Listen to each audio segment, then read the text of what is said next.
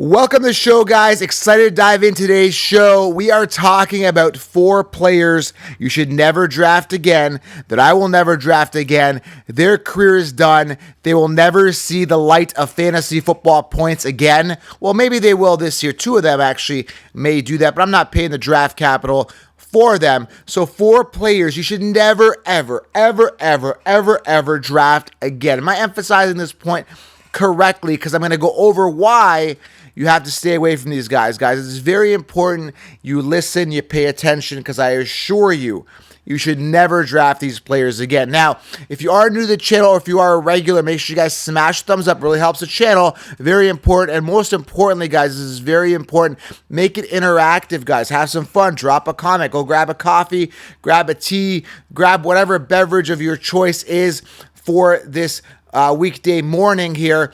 And guys, make it interactive in the comments below. Let me know a player that you will never draft again. Maybe it's one of these 4.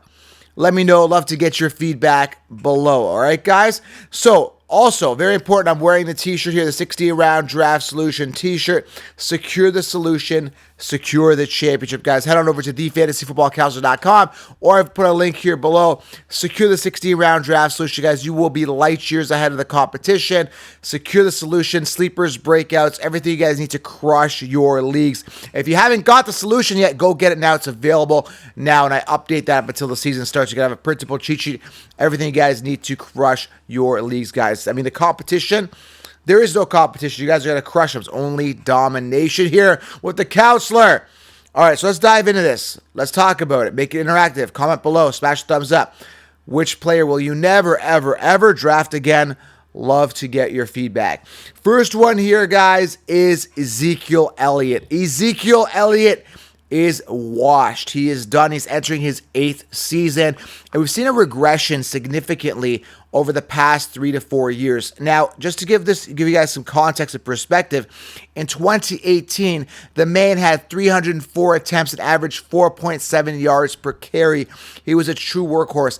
And we naturally saw regression over the past couple years with Pollard getting integrated more, getting more of the volume, getting more of the touches. So again, 304 attempts, 4.7 yards per carry in 2018.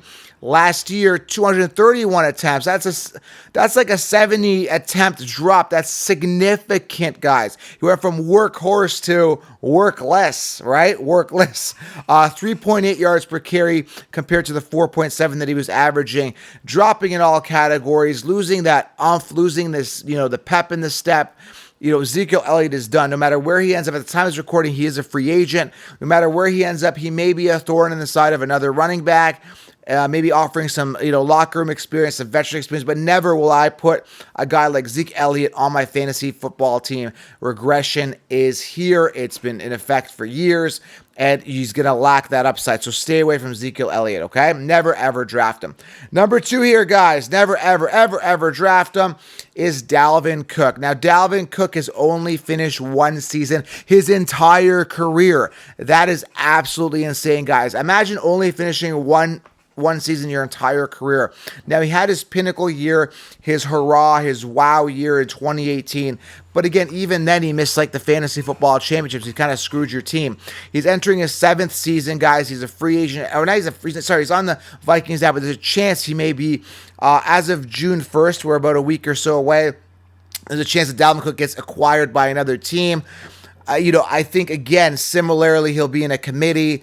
Not a guy that is going to have a ton of upside. I'm staying away. Last year, 264 attempts.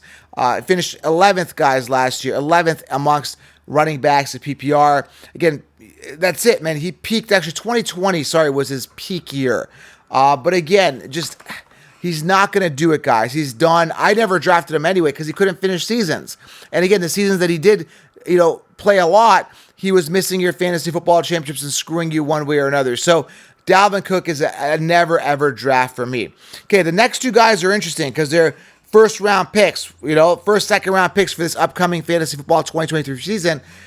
Now, I'm saying I'm never going to draft them, so I'm just not going to watch these guys fade off in the sunset and get a regression year. There's no way, okay?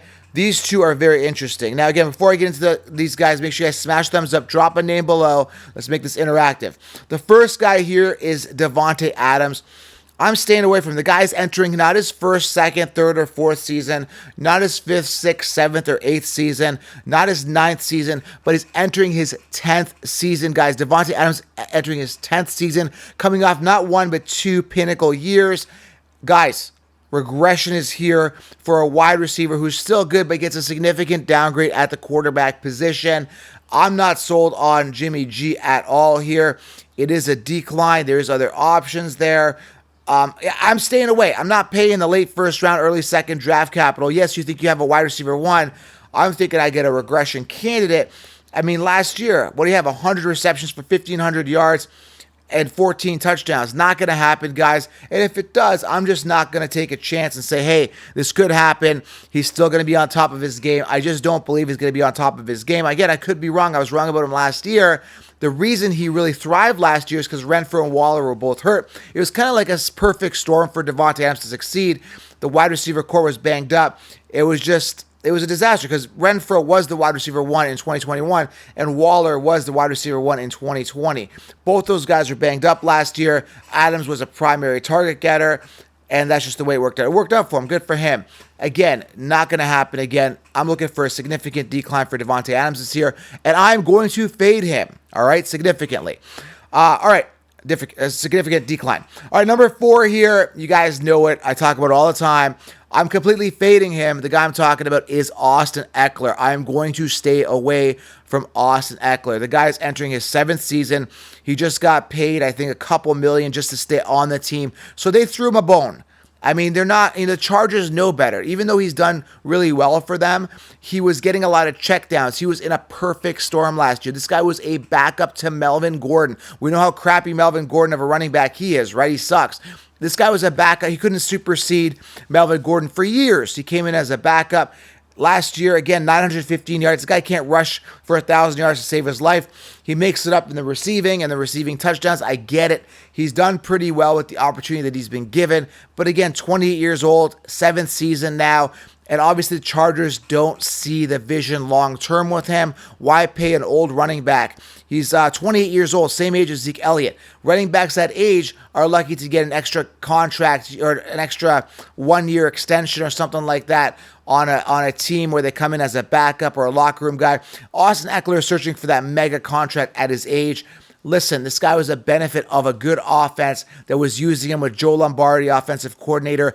A lot of checkdowns for him. He was lucky. He got an opportunity. The wide receiver core was injured last year. There was no Allen. I think he played 10 games. Mike Williams played 13. These guys were banged up. Now, there's a new offensive coordinator, and Herbert's in a contract year. We know the Chargers fan base and everybody's saying less checkdowns, throw the ball downfield. That's exactly what Herbert needs to do to secure a mega contract. And they drafted a top prospect who I love as a fantasy football sleeper this year in Quentin Johnston at wide receiver. They got a true wide receiver one now. Michael Williams is going to fade out and they're going to throw the ball. And this is the decline of Austin Ekeler this year. Either way, even if he does pretty well, I'm not going to sit here and watch a regression here based on last year for a very high draft capital of a 2nd round. I'm not doing it, you guys. It's up to you guys if you do it. It's a direct copy and paste rankings, consensus can Sheeps' move. I'm staying away from Ekeler, and I will never, not that I drafted him anyway, but I would never, and you guys should never, ever draft him again. All right, guys? 4 big-time regression candidates: Zeke Elliott, Dalvin Cook, Davante Adams, Austin Ekeler. Never, ever, ever, ever, ever, ever draft these guys again. All right, guys? Hope you enjoyed the video. Going to keep the content rolling for you guys. Make it interactive. Drop a comment below. Who are you avoiding? Smash thumbs up and go secure the solution now. We'll talk soon, guys. I'm out.